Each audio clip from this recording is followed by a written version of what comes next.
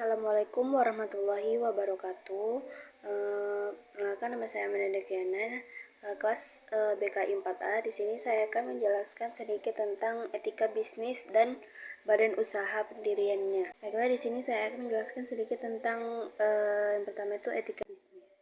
Etika bisnis dalam berwirausaha itu memang perlu semacam aturan-aturan moral tertulis atau yang tidak tertulis. Yang mesti kita ikuti secara dasar. Rasa moral yang ada dalam diri kita akan mengatur semuanya tanpa harus dikaitkan oleh orang lain. Etika bisnis ini adalah hal yang berkaitan dengan penerapan norma di perusahaan. Apa sih etika bisnis? Etika bisnis ini merupakan seperangkat norma dan nilai moral yang perlu diterapkan sebagai dasar pertimbangan dalam segala proses pengambilan keputusan di perusahaan. Etika bisnis ini akan mempertimbangkan konsekuensi sosial serta ekonomi dan berbagai keputusan dan tindakan yang hendak dilakukan dalam mengerjakan tugas keseharian karyawan dan manajemen perusahaan. Haruslah menjadikan etika bisnis ini sebagai pedoman serta standar untuk berperilaku. Tujuan dari etika bisnis ini itu meningkatkan kesadaran moral bagi para karyawan yang menerapkan sebagai nilai serta sikap dalam keseharian. Dengan begini, perselisihan antara karyawan pun dapat dihindari. Lalu menerapkan batasan bagi para pelaku bisnis untuk menghindari kecurangan dan perilaku yang tidak baik. Itu ada meningkatkan relasi yang baik dengan para stakeholder, lalu menciptakan sebuah ekosistem bisnis yang adil dan sesuai hukum. Jika tidak menerapkan etika bisnis, akan ada namanya persaingan antara perusahaan yang tidak sehat.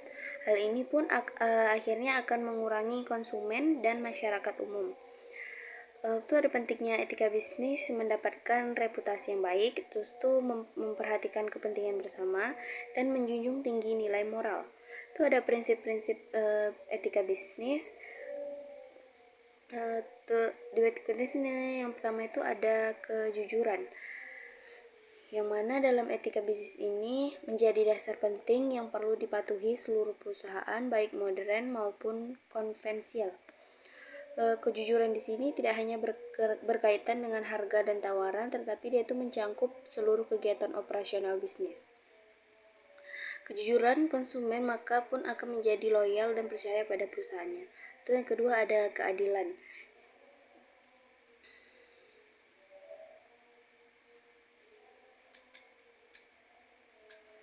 Itu hak untuk diperlukan sama dengan setara sesuai dengan aturan yang berlaku. Perusahaan itu dilarang untuk bersikap diskriminatif pada siapapun, terutama kepada pihak yang berkontribusi dalam kegiatan operasional bisnis. Apabila prinsip keadilan ini dapat dijalankan dengan baik, maka hal ini bisa mendorong seluruh pihak untuk bekerja lebih keras demi kemajuan perusahaan. Itu ada kesetiaan, yang mana kesetiaan dalam etika bisnis ini adalah bahwa seluruh elemen perusahaan harus dapat membedakan urusan profesional dengan pribadi. Dengan diterapkannya etika bisnis ini, maka seluruh karyawan itu diharapkan dengan secara serius dan fokus menjalankan tugasnya. Lalu ada otonomi, yang mana kemampuan dan sikap pengambilan keputusan yang tepat sebagaimana mestinya. Jadi seluruh karyawan perusahaan itu haruslah tegas dan sadar bahwa dalam membuat suatu keputusan serta patuh akan nilai-nilai norma masyarakat. Itu ada beberapa contoh etika bisnis. Yang pertama itu mengingat nama. Contohnya etika bisnis yang satu itu dapat membuat orang lain merasa lebih dihargai. Hal ini akan menciptakan hubungan baik pada pihak yang terlibat. Lalu membuat sikap tubuh yang baik seperti membungkuk dan melakukan kontak mata dan sedikit mencondongkan badan, serta jangan lupa untuk tersenyum. Itu mengucapkan maaf, tolong, dan terima kasih sebagai bentuk apresiasi serta rasa hormat kepada orang lain. Itu menggunakan pakaian yang rapi serta setiap bertemu orang lain menggunakan bahasa yang sopan serta saat berbicara dan berinteraksi, terutama kepada pelanggan. Baiklah, saya akan menjelaskan badan usaha dan syarat pendiriannya. Badan usaha di sini itu adalah kesatuan yuridis dan ekonomis yang menggunakan modal dan tenaga kerja untuk mencari keuntungan. Ada pun beberapa hal yang diperlukan untuk mendirikan suatu badan usaha, di antaranya itu produk dan jasa yang nantinya itu akan dijual atau diperdagangkan. Cara pemasaran produknya atau jasa yang akan diperdagangkan. Lalu ada bentuk perusahaannya itu yang membentuk perusahaan perseroan, yang mana perusahaan ini milik negara yang memiliki bentuk perseroan terbatas.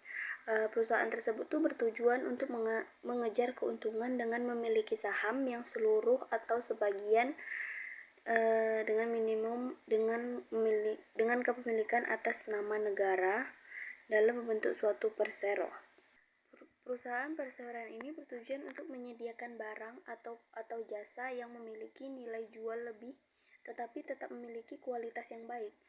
Umumnya perusahaan perseroan ini bergerak di bidang produksi dan bertujuan untuk mencari keuntungan. Contohnya itu kayak di PT Bank Mandiri. Lalu ada BUMS, yang mana badan usaha milik swasta, yang mana modal yang dimiliki oleh pihak swasta ini, BUMS ini didirikan dengan tujuan mencari keuntungan dalam mengembangkan usaha.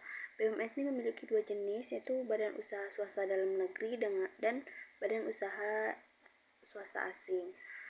Badan usaha swasta dalam negeri itu badan usaha yang modalnya itu dimiliki oleh masyarakat dalam negeri, sedangkan badan usaha swasta asing tuh dia tuh modalnya dimiliki oleh masyarakat yang bukan warga dari negara Indonesia. Itu ada CV, terus contohnya itu kayak CV itu merupakan bentuk kemitraan yang dibentuk oleh 2 orang atau lebih dengan beberapa anggota dan memiliki tanggung jawab yang tidak terbatas dan beberapa lainnya. Sekutu aktif itu adalah sekutu yang mengelola suatu perusahaan sekaligus memiliki hak untuk membuat perjanjian dengan pihak ketiga. Sedangkan sekutu pasif itu sekutu yang hanya menyerahkan modal tapi tidak ikut campur dalam hal pengelolaan perusahaan. Bisa dikatakan dia itu bahwa sekutu pasif hanya berperan dalam memberikan modal. Lanjut itu ada firma, yang mana dia itu persekutuan antara seseorang dengan orang lainnya untuk menjalankan usaha bersama dengan tujuannya itu berbagi keuntungan yang didapatkan dari persekutuan tersebut. Firma ini memiliki minimal anggota 2 orang atau 2 orang anggota yang akan bertanggung jawab terhadap perusahaan dan menyerahkan modal sesuai yang tertera pada akta pendirian firma. Itu ada PT Perseroan Terbatas, yang mana ini salah satu jenis usaha yang dilindungi oleh hukum dengan modal yang terdiri dari saham. Seseorang itu dapat dikatakan sebagai pemilik PT apabila memiliki sebagian saham sebesar yang ditanamkannya. Menurut Undang-Undang Nomor 40 Tahun 2007 disebutkan bahwa perusahaan berjenis perseroan terbatas itu adalah badan usaha yang berbentuk badan hukum yang didirikan berdasarkan perjanjian dan melakukan kegiatan usaha dengan modal dasar dan seluruhnya itu telah dibagi dalam saham, atau bisa disebut juga sebagai persekutuan modal. Dalam menjalankannya ini, pemilik modal sahamnya itu bisa menjual kepada pihak lain dan menjelaskan bahwa dia itu akan mungkin terjadi kepemilikan perusahaannya itu tanpa harus membubarkan atau mendirikan kembali. Karena pendirian PT ini dibentuk berdasarkan kesepakatan, maka membutuhkan minimal 2 orang untuk membuat PT. Dan notarisnya itu juga harus mengetahui perjanjian dan dalam pembuatan PT dan membuatkan akta untuk mendapatkan penegasan dari Menteri Hukum. Baiklah, mungkin itu saja yang dapat saya sampaikan. Lebih dan kurangnya saya mohon maaf. Dan saya akhiri dengan wabillahi taufiq wal hidayah. Assalamualaikum warahmatullahi wabarakatuh.